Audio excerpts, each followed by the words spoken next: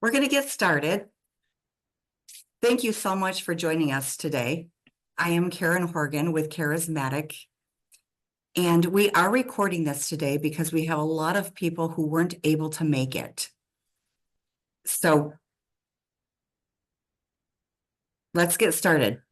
Rose Coonan of Coonan Law has graciously offered to help us out and understand these new laws that are coming at us. Some of them have to be taken care of by the end of the year. The other ones have to be taken care of by February. As business owners, it is hard to keep up with all the changes from social media to human resources, and we know the legal and everything else in between. And so this is why it's so important for us to cultivate our circle of influence on LinkedIn. When we start with a strategic plan for our LinkedIn and invite experts like Rose into our community, this allows us to share information that people in our community want, they're looking for, and that we need. And so it's easy for us then to share out that content. So I've invited Rose into my community as a strategic partner. And I wanted her to come on today because so many people that I had talked with have never heard of this Corporate Transparency Act. I think 9 out of 10 people that I talked with have not heard of it before. So we're going to start out by introducing Rose. Thank you so much, Rose of Coonan Law. Welcome. Thank you. Appreciate you sharing your knowledge today here. We're going to start out with the basics of what is Corporate Transparency Act, also known as beneficial owners or information reporting. Yeah, so there was a new law that went into effect on January 1st of this year. It's the Corporate Transparency Act. It's a federal statute. And what it requires is many small businesses to file a beneficial owner information report. Basically, it's disclosing who the beneficial owners are. The purpose of the law is to really track down and get through like shell companies, companies that launder funds, companies that support terrorist organizations. And so it's a requirement just requiring that the beneficial owners be disclosed to the government. So what businesses and organizations does this apply to? So it applies to LLCs, so limited liability companies, and corporations, basically the type of entities that have had to file something with the state of Michigan to form their company. So it does not apply to sole proprietors, it doesn't apply to general partnerships, does apply to limited partnerships. And there's a handful of exemptions of companies that don't have to comply with it. Usually they are businesses that are regulated under other industries like banking, financial type of organizations, banks. Those don't have to comply. But in reality, about pretty close to 90% of small businesses have to comply with this statute. Okay, now I remember you were having a conversation in one of our meetings that it's not just businesses, it's like homeowners associations and other things like that as well. Is that correct? Yeah, so there is an exemption for nonprofit organizations, except for condo associations, homeowners associations. They also have to comply with the statute. So it does require a bit of analysis to one, figure out is it a company that has to file, or are they or do they meet an exemption? Okay, that's really helpful. Now, the other piece of that, who is considered a beneficial owner? That's a little confusing as well. Yeah. You would think, right, if you're just looking at it and think, oh, owner means who owns the stock of the company or who owns the membership interest. What the statute says is anybody with 25% or more beneficial interest is a beneficial owner. And so that's anybody that owns 25% of the company or more. But it also could be anybody that has substantial control.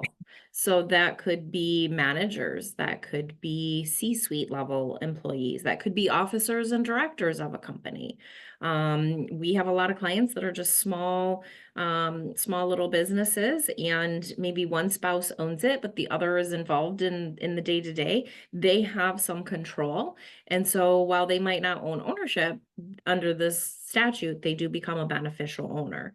It also gets tricky when a business owner has done estate planning and they've put that interest into their trust, because now that trustee, the beneficiaries potentially could become beneficial owners too. So it's another area where we have to do an analysis to figure out who those owners are.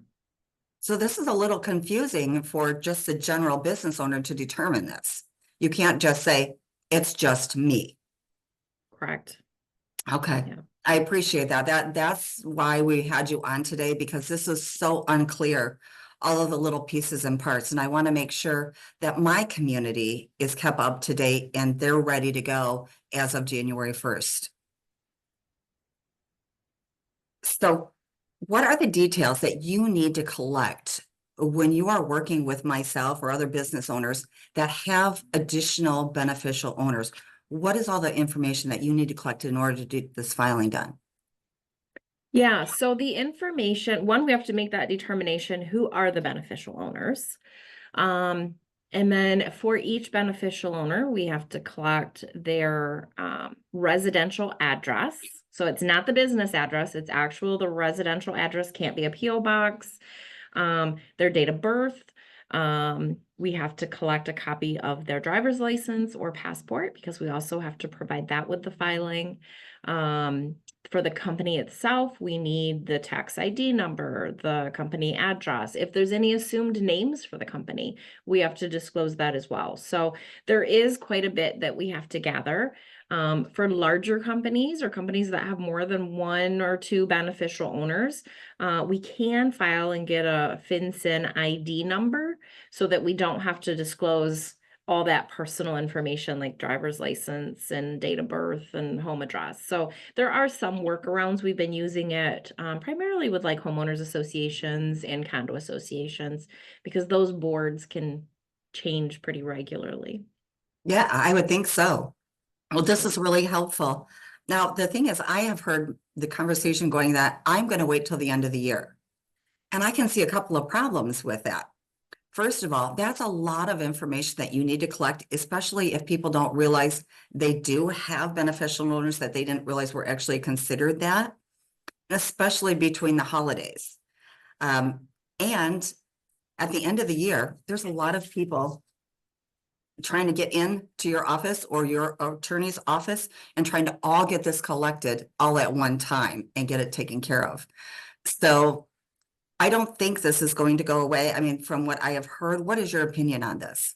Yeah. So this is a statute. I mean, other countries have similar statutes that require disclosure like this. There are some lawsuits pending. There's been litigation in various states. I do believe there's a case pending here in Michigan, trying to attack the constitutionality of the statute. Some courts in very limited circumstances have ruled it unconstitutional, but it applies to very few companies and people in those states. So at this point, my opinion is that it's gonna be around and we're gonna have to comply with it. So we're advising clients to comply just because of the penalties that are involved.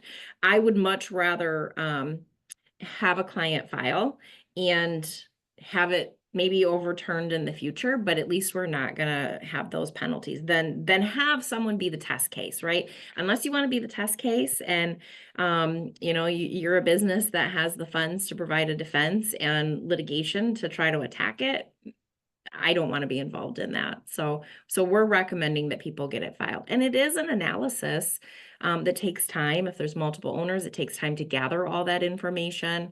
So yeah, it depends on the business. Some it can be done fairly quickly, but there's more than just that filing. We like to really identify who those owners are there things that we can do to simplify it. We have to amend some of the operating agreements or bylaws to provide some compliance provisions. So it's a little more involved than just making the filing.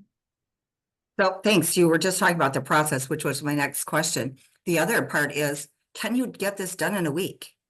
If it's just more than a solo one-person entrepreneur, can you push this through and get this done in a week if they wait to the last minute to see if it gets revoked? Possibly. I mean, the way these are filed, they're done online. So there's no paper form to send in. It is all done online. You have to go to FinCEN's website and file the beneficial owner report. So if there's a rush of everybody trying to file it at the last minute, I mean, technology, I don't know, could it be done? Maybe. Again, I wouldn't want to be that test case, just knowing the penalties that are involved. And what are the penalties? As of, it's January 1st, is that correct? So it depends on when the company was formed. So if the company was in existence before this year, so before January 1st of 2024, you have until the end of this year, December 31st, to file that report. If the company was formed this year in 2024, you only have 90 days. So we're seeing some businesses that were formed earlier this year, they're already in default. And then if you form a company after this year, you only have 30 days to file that report. The penalty, as of right now, it's a $591 fine per day, up to $10,000, and 2 years in prison. So that's why it's important. That's why we care. That's exactly why I have you here, because I think just a quick post was not going to be enough to get this information out to everybody. So I'm so grateful for you and my community. Let me just double check here. Now, there are some scams out there as well. You had actually received one in your office. Can you talk about that? Yeah. So we have seen, so let me just warn any business owners, if you get a document in the mail that claims to be that beneficial owner form to file, it's not valid. So what we have seen, it looks like a very official court form or tax form that you fill out and mail in with, I don't recall what the fee was. It had some fee attached to it, like $117, something like that. There is no fee to file the beneficial owner form. So you just go online and file it. So if you get a form in the mail, it more than likely is not legitimate. Check with your attorney, check with your human resource, check with Rose. But the best case, if they want to file it themselves, they can do that. Is that correct? Yes. And there is a specific government website to go directly to file that. Yep, so it gets filed with FinCEN. So FinCEN is the Financial Crimes Enforcement Division of the Department of Treasury. So if you go to FinCEN's website, it's the Beneficial Owner Information Report, and you just click the button and you can submit it. But you've got to really read it carefully to make sure you're filling it out correctly. Because again, even if you fill it out but you do it wrong, you're still subject to those penalties. That's crazy. Yeah. And we will put that website right in our chat. We are recording this, as I mentioned, so we will be posting it on Karen Horgan and Rose Coonan, as well as Charismatic and Coonan Law's LinkedIn pages. So you will be able to go and record this or share this out with other people. We will record, we will drop the links in as well in the comment section. So you'll be able to see that fake that Rose did a video of, which is really helpful as well. Jenna, can you take a look? Do we have any questions?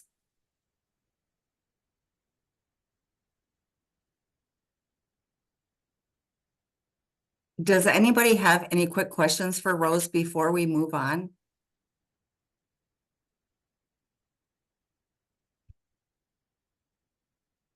You did so good, Rose. No one has questions. Yeah, perfect. And it looks like Jenna's posting in the chat with some information too, so that's helpful.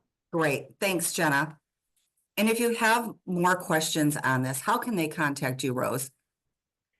They can reach out to us. I'm always happy to jump on a phone call. So Jenna did post the link for my calendar, and I'm more than happy to schedule a 15-minute call just to talk through it, see if it's something that can be done on your own, or if it requires more of an analysis. Great, thanks so much. Before we get started on the second part of the interview, and this is going to address the sick leave law that goes into effect February 21st of 2025. And there are a lot of changes on this. And I want to take a minute and tell you why I'm actually hosting this is because I sat through an hour, 4-person panel discussion on this sick leave. And there are so many different little pieces and parts. It gets really confusing and almost a little messy. So this is why I have chosen to do this. This team of 4 have been fighting different pieces of this for 2 years. They've been to Lansing as well as Washington, D.C., because there are little pieces and parts that really almost don't make sense to the business owner.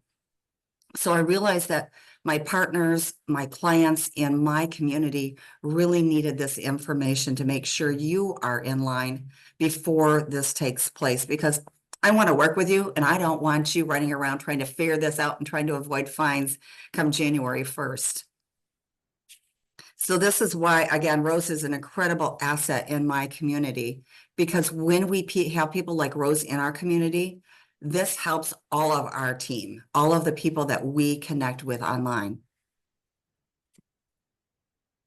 Rose, the sick leave, this applies to not just your full-time employees. It is temporary, part-time, intern, all employees. Is that correct? Yeah, yep. So this new law, it actually is going to be replacing what we currently have. And so it does require more reporting. It requires a little bit more time. So yeah, it's the Michigan Earned Sick Time Act, which does go into effect, like you mentioned, on February 21st. And it's 72 hours of sick time that is required. However, that breaks down, I believe, depending on if they are full-time, part-time. Is that correct? Nope, it's not so much if they're full-time, part-time. Any employee, so any business that has at least one employee is going to be required to comply with this. It used to be, so from now until February under the current law, you have to have 50 or more employees for the sick time law to impact you. So as of February 21st, anybody that has one employee or more, part-time, full-time, seasonal, temporary, whatever, this is going to impact you. And it's up to 72 hours of sick time per year. A portion of it potentially is going to have to be paid sick time, maybe all of it, depending on how many employees you have. So if you have under 10 employees, then the first 40 hours has to be paid, and then the remainder can be unpaid. If you have more than 10 employees, all 72 hours have to be paid. And as far as how many hours an employee gets, it depends on how much. So for every 30 hours that they work, they accrue 1 hour of sick time. So it's going to be a calculation. So those of you that love math, you're going to love this. So this is why it gets a little confusing, and you have to track this very carefully, because they can come back and ask you for the reports of the sick time, is my understanding. Yeah, yep. Now, and what's not used gets rolled over. So it's another reason to kind of track it. If there's sick time that has accrued and hasn't been used in a year, it gets rolled over to the next year. Wow, that's a lot for the business owner. Yeah. So if somebody misses 3 consecutive days, you can, as an employee, ask for a doctor's slip. Correct. Talk about that. Yep. So if an employee is just using a day for a sick day, the employer can't ask for documentation until they have 3 consecutive days. Then the employer can ask for documentation to show that it's a legitimate sick use. And the statute does also define what is a legitimate sick day. If an employer asks for that and the employee has to go to their doctor to get that documentation and has to pay any sort of copay or deductible, the employer has to pay that. Wow, that's crazy. Yeah. And this is why we have you here. So they also need to keep track very carefully of the hours worked and the sick hours that they accrue. Is that correct? Yeah. Yep. And it's some of it is going to depend on what type of, PTO policies employers currently have. So if employers already have PTO policies that already encompass at least 40 to 72 hours, depending on how many employees, of paid time that can be used for sick leave, there may be nothing that they need to do as far as tracking if they're already kind of front loading those hours. But yeah, potentially it is going to require some documentation and tracking. Thank you so much. What else do we need to know about this sick leave? Um, let's see. As far as determining whether or not your employees get the full 72 hours paid, when we look at do you have 10 employees, it's not necessarily 10 employees at once, right? So if you have a business that kind of fluctuates between 9 and 10, and if you hit 10 employees during that year, you're going to have to provide, even if you drop down to 7 or 8, you're still going to have to provide that 72 of paid hours. And this is where it gets really confusing. So if you don't have a current HR person or you don't currently have an attorney, I really recommend that you talk with them to make sure that you are in compliance for the Transparency Act as well as the sick time, because there are penalties for the sick time, not having that in place as well. Is that correct? Yeah, there's gonna be penalties probably with the State Department, wage and hour department. There are also provisions in the statute that give the employee a private cause of action. More so if the employer is like retaliating against an employee for using sick time. But yeah, there potentially could be some penalties for the business. Thank you so much for all this information. Do we have any questions on this, Jenna? No questions yet. Great. Does anybody want to ask Rose a question while we have you on the line? I did see here that Dave asked in the comments, why didn't Lara inform you of, and I'm assuming you meant the beneficial owner reporting. Excuse me. So